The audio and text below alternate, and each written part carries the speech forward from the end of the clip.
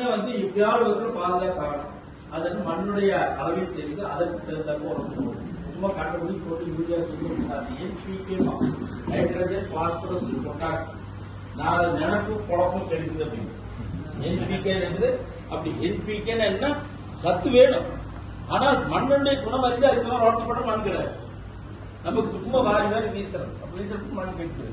இப்ப அந்த சின்ன இன்ஸ்ட்ருமெண்ட்டை வச்சுக்கிட்டு மண்ணை அறிந்து புரிந்து ஒரு புரிதலோட விவசாயம் பண்றது.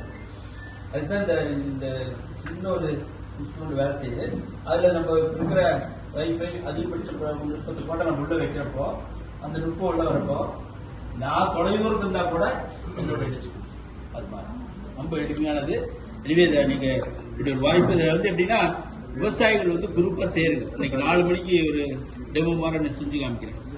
ஒவ்வொரு பகுதியில் இருக்கிற புரோகிரசிவான விவசாயிகள் முன்னோடி விவசாயிகள் ஒரு 10 பேர் ஒரு 50 பேர் வாங்க இணைந்து தொடர்ச்சியா அவங்களோட பயணிக்கணும்.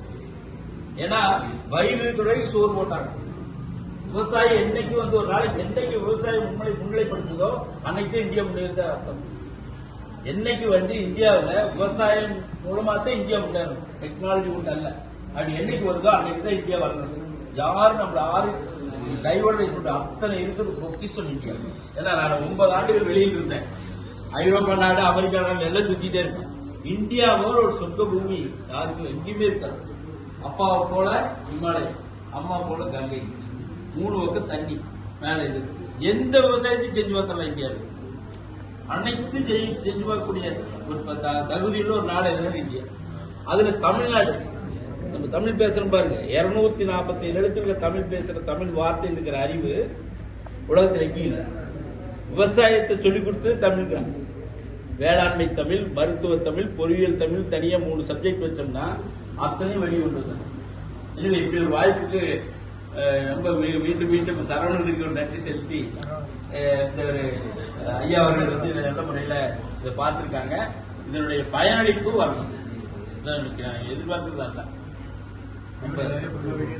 சரி சரி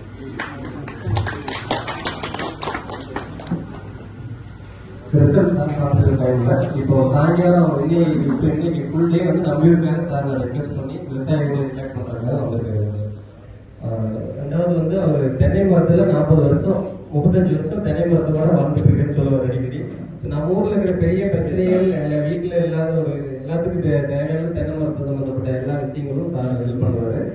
ஈவன் காய் எந்த சைஸ்ல இருந்து எப்படி மாற்றணும், இல்லை அது காயை வந்திருந்தாலும் தெரியன்ற அளவுக்கு அவருடைய ரிசர்ச் இருக்கு.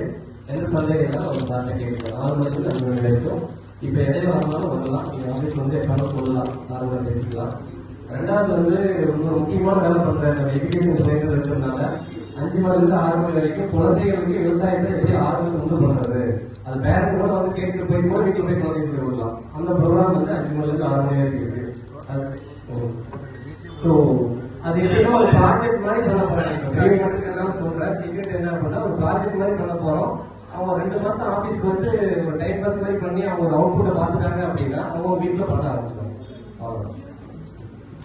ஏ ஃபார் ஆப்பிள் அல்ல, ஏ ஃபார் அக்ரிகல்ச்சர்.